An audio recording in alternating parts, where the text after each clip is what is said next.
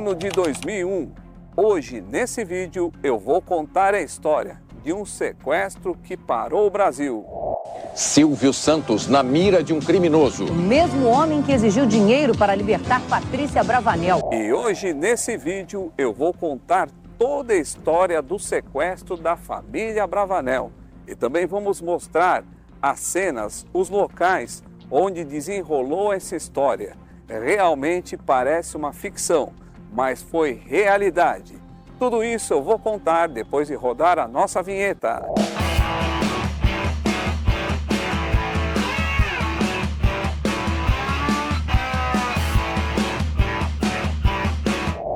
Essa trama começa no dia 21 de agosto de 2001. Dois homens disfarçados de funcionários dos Correios, inclusive vestidos assim, tocam na mansão de Silvio Santos no bairro do Morumbi. Eles avisam que tem uma encomenda para ser entregue. Quem estava na portaria da casa trabalhando era o funcionário da família Bravanel, o José Isaldino Ramos da Silva. O José abriu a janela da guarita para receber a encomenda. Foi quando ele foi rendido pelos supostos carteiros que estavam armados. E através de um rádio comunicador, essa dupla avisaram os comparsas que estavam na rua do lado com um Corsa roubado. Com o porteiro rendido, eles exigiram que abrisse o portão da garagem para que os outros membros entrassem. Eles estavam armados com pistolas, metralhadoras e até fuzil. Naquela manhã, Patrícia Bravanel se preparava para ir para a faculdade.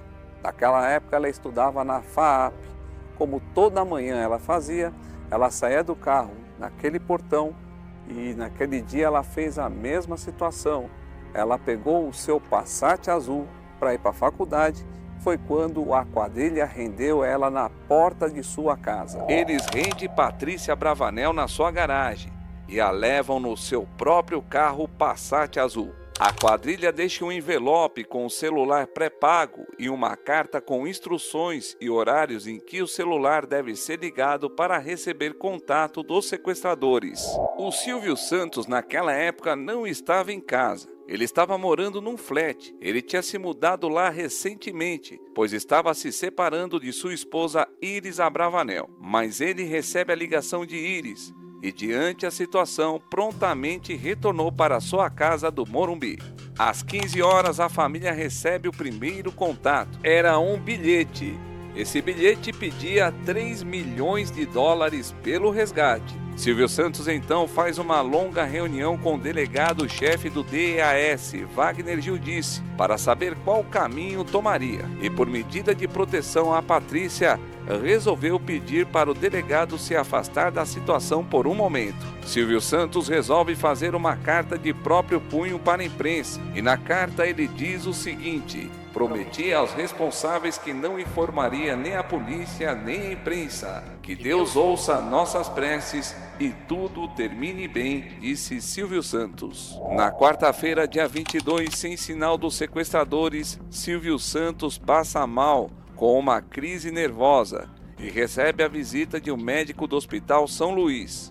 A polícia divulga que tem recebido média de 500 ligações por dia e diz acreditar também que as informações falsas são passadas pelos próprios sequestradores para confirmar se a polícia estava no caso. Nesse momento, a polícia já tem suspeitos do sequestro e, inclusive, ela já começa a checar quem são eles. Mais um dia se passou e o drama continua. A quadrilha trouxe Patrícia Bravanel cerca de 3 quilômetros da casa do Silvio Santos. O interessante é que realmente era muito perto. A casa ficava localizada bem próximo ao estádio do Morumbi. E olha só, ficava realmente nessa casa. Vale a pena dizer que a quadrilha alugou essa casa por R$2.000 na época. Essa casa que ficava aqui na rua Áureo Batista dos Santos, no bairro do Morumbi, foi o cativeiro de Patrícia Bravanel. Só para você ter uma ideia da distância do cativeiro até a casa do Silvio Santos, estou aqui com o GPS, está dando 10 a 11 minutos.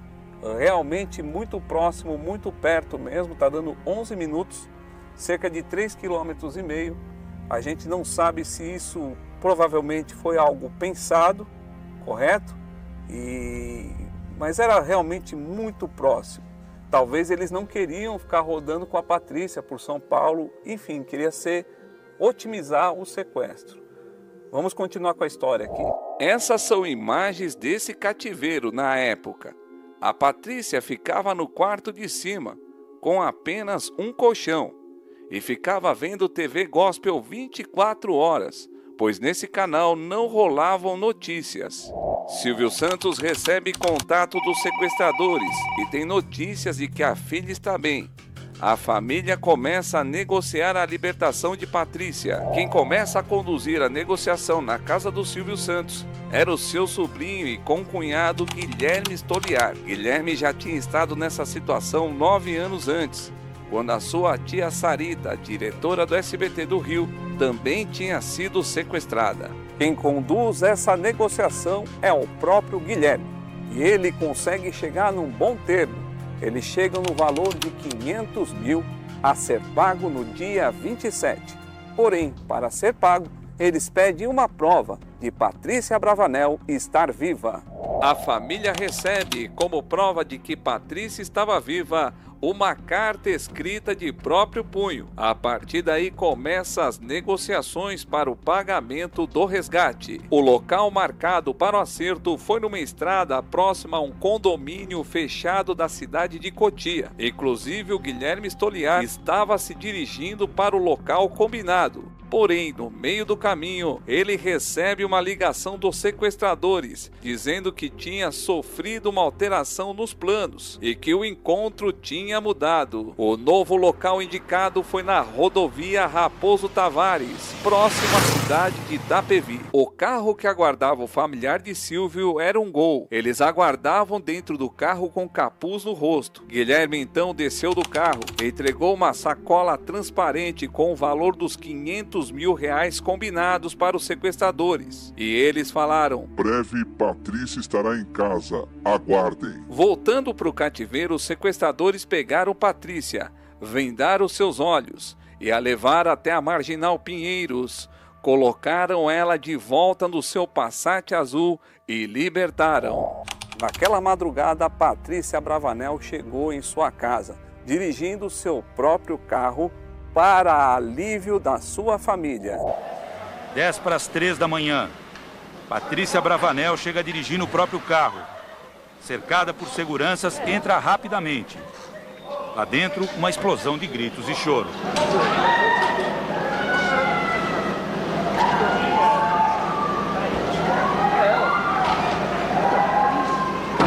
Lembra agora há pouco que eu disse que mudou o local da entrega do dinheiro do resgate? Pois bem, é que 3 policiais civis da cidade de Cotia tinham encontrado um rastro de giz que levava para o mato. Nesse mato, encontraram um homem de bicicleta com o radiocomunicador na mão. Porém, nesse momento, mais 2 outros homens armados aparecem nesse mato. Começa então a rolar uma troca de tiro, mas a polícia consegue prender o homem que estava na bicicleta. Ele se chamava Marcelo Batista e o seu apelido era Pirata. Amanhece na cidade de São Paulo e Patrícia Abravanel já estava em sua casa junto com a sua família. E naquele dia era normal a imprensa ficar aqui esperando uma palavra do Silvio, uma palavra da Patrícia. E foi na sacada da família Abravanel que eles apareceram e aí sim falaram com a imprensa. Eu acho que era uma casa boa. Meu quarto, ele tinha uma janela que estava pregada, tinha mas era uma cama com uma televisão. Eu só fiquei presa pela mão, depois eles confiaram em mim e tiraram. Em nenhum momento da cara deles. Eles falaram que o meu Deus é poderoso, que eles não estavam entendendo por que eles estavam fazendo isso. Na segunda-feira ele falou: hoje você vai embora, não importa se você pagar o resgate ou não, hoje você vai embora. Silvio Santos se juntou à filha no final da entrevista. Quero só agradecer a vocês a compreensão, agradecer a vocês o tratamento que vocês deram a este caso. Eu prometi através de uma carta que quando tudo estivesse resolvido, a Patrícia daria a entrevista e responderia as perguntas. Eu tenho certeza que em qualquer sequestro, a imprensa deve se manter respeitando a orientação policial. Cada caso é um caso. Dizer que a imprensa ajuda divulgando ou dizer que a imprensa prejudica divulgando não é uma verdade total. A imprensa deve fazer aquilo que os americanos fazem. Respeitem a orientação policial. Eu endosso e me surpreendo com esta filha que me dá um trabalho fora do comum. Eu devia pedir aos sequestradores que ficassem mais tempo com ela. Lembra dessa história que eu contei agora há pouco do homem chamado Pirata que estava no mato e foi preso? Pois é, ele foi interrogado pela polícia e acabou confessando que participou do sequestro. E ele entregou um nome de comparsa. O nome era Esdra Dutra Pinto. Esdra foi preso em sua casa em São Miguel Paulista, na zona leste de São Paulo. Na sua casa foi encontrado armas, munições, perucas, uma corda, uma bíblia queimada e até o livro A Fantástica História de Silvio Santos. Enquanto isso, Silvio Santos estava indo para o SBT gravar o seu programa Show do Milhão. E nessa gravação, Silvio Santos agradeceu ao seu público. Obrigado a todos vocês que rezaram para que tudo saísse bem com a Patrícia. Eu espero que este acontecimento não ocorra com vocês. Se ocorrer, vocês confiem em Deus porque tudo sairá bem. Com a graça de Deus, nós podemos enfrentar qualquer situação. Os policiais descobrem que o mentor do sequestro se chamava Fernando Dutra Pinto. Fernando tinha 22 anos. Ele queria ser advogado. Era visto como um bom filho, um bom irmão e um ótimo amigo. Ele era inteligente, prestativo, paquerador e ambicioso. Ele era evangélico, mas deixou de frequentar a igreja por várias vezes para namorar ou praticar pequenos delitos junto com seu irmão Esdra. Dutra, após receber o dinheiro do sequestro de Patrícia, se hospeda nesse hotel na região do Alphaville.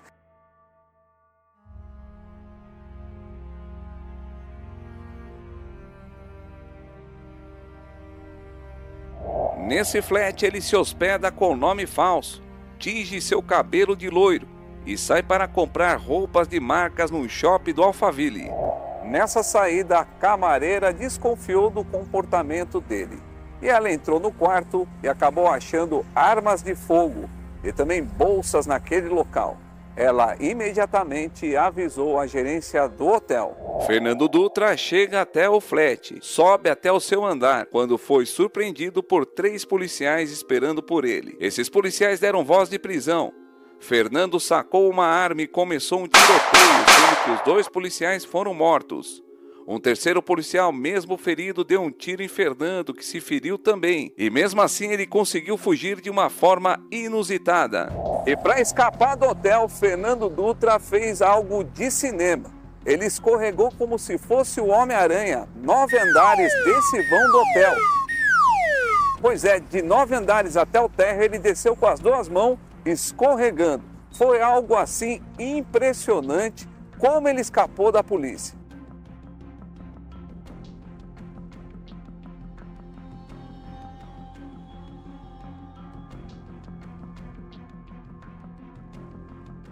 E começou uma grande perseguição pelas ruas de São Paulo. Mais de 100 carros de polícia fez uma caçada durante a noite sem sucesso. Fernando trocou de carro 2 vezes e pegou o táxi também. Após essa fuga, o Fernando Dutra Pinto resolveu retornar para a região do Morumbi, especificamente para a casa de Silvio Santos.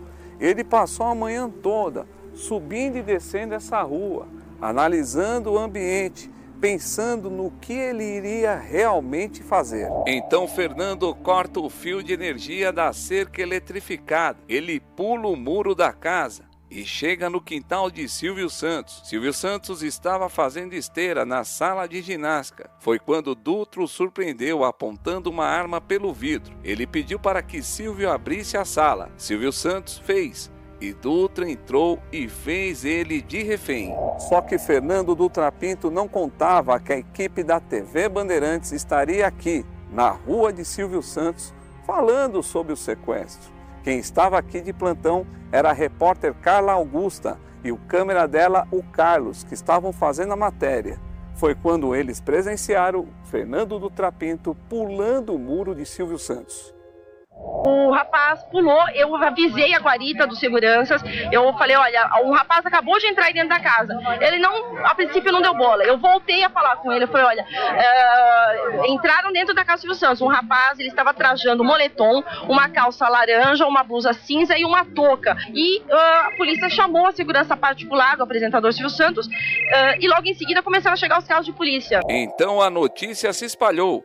E a polícia vem para tentar as negociações. Naquela altura, todas as emissoras do Brasil já estavam com link ao vivo da casa de Silvio Santos. É evidente que o sequestrador não está com raiva do Silvio Santos, não está querendo uma vingança para o Silvio Santos, não está querendo nada disso. O que ele está querendo é salvar a própria vida. E hoje cedo, para a última surpresa aí dessa história, ele invade a casa de Silvio Santos, onde se encontra neste momento, tendo o apresentador de televisão como refém. O sequestrador faz as primeiras exigências. Ele quer um helicóptero, a presença de uma médica. E o detalhe é, não poderia ser médico e de um juiz corregedor. Nesse momento, o helicóptero da PM chega, trazendo o pai e a irmã do sequestrador. A ideia é que eles o convençam a se render. Outro helicóptero chega também, trazendo a médica. Nesse momento, a polícia entra na casa de Silvio Santos, com escudos à prova de bala. Naquele momento, Fernando e Silvio Santos falam com o negociador de polícia Diógenes Luca, que com suas técnicas tenta finalizar o sequestro. Eu só queria combinar com o Fernando agora a maneira como ele vai me entregar as armas. Foi nessa hora que Silvio Santos liga para o gabinete do governador Geraldo Alckmin, pedindo para que ele fosse até a sua casa. O Fernando usou esse álibi como garantia de vida naquele momento, já que a casa de Silvio Santos estava toda cercada. Certo? Tá certo. Ele vai conversar comigo. Ao conversar comigo, vocês dão a orientação ao governador. Tá certo. Nós vamos fazer. O governador Geraldo Alckmin chega à casa de Silvio Santos. Estou aqui como governador do estado exatamente para dar total garantia à integridade física e à vida do Fernando. Foi nesse momento que Fernando se rende à polícia e liberta Silvio Santos. Foram mais de 5 horas de negociação e o Brasil respirou aliviado. Você que vai me entregar, né, Silvio? Muito bem. Pode me entregar primeiro aqui na minha mão? Tá, perfeitamente. Pode me dar o pente? Na hora que eu tiver que sair, você pega pra mim uma calça lá, no seu bolso. Vem pra cá, olha aí, bacana. Vem comigo. Vamos, pá. Vem. Fernando sai com as mãos para o alto. Silvio Santos ainda está com as roupas que usava quando foi dominado, na sala de ginástica. É o fim das imagens editadas pela Polícia Militar. Das mais de 5 horas de negociação, a PM liberou apenas 8 minutos. Quando veio a confirmação, Fernando Dutra Pinto já estava deixando a casa de Silvio Santos. Saiu num comboio em direção ao Centro de Observação Criminológica, no outro lado da cidade. Em segundos, a rua foi novamente tomada por jornalistas e curiosos. Silvio Santos saiu logo depois. Acompanhou o governador até o portão e voltou para casa. Tinha uma marca na testa. Acenou para as pessoas e sorriu. Entrou em casa de cabeça baixa. No livro escrito pelo jornalista Elias, Você Acredita em Mim, Fernando deu uma entrevista. O sequestrador disse que Silvio Santos se manteve calmo durante o tempo todo e conversou sobre família e até sobre novelas. Fernando afirmou que Silvio Santos ofereceu advogados e até um emprego para ele. Fernando Dutra Pinto foi preso na casa de detenção provisória do Tatuapé. Ele tinha naquela época 22 anos de idade. Ele estava aguardando o julgamento quando no dia 2 de janeiro de 2002, ao passar mal na cadeia, ele foi levado até o hospital do Tatuapé, onde morreu. De acordo com exames do IML, a causa da morte foi uma infecção generalizada. Além de Fernando, foram presos e condenados Esdra Dutra Pinto, que era seu irmão com 19 anos, Tatiane Pereira, também de 19 anos, Luciana Santos Souza, mais conhecido como Jennifer, de 24 anos, e Marcelo Batista Santos, do apelido Pirata, de 24 anos também. Esse foi mais um vídeo aqui do canal Rick Colavito, contando a história desse sequestro que parou o Brasil e que parece cenas de filmes de Hollywood, né? O que você achou? Comenta aqui embaixo. Você lembrava dos detalhes dessa história? Escreve aqui embaixo. Quero agradecer esses apoiadores que estão sempre divulgando o meu trabalho, o canal Rick Colavito. Muito obrigado.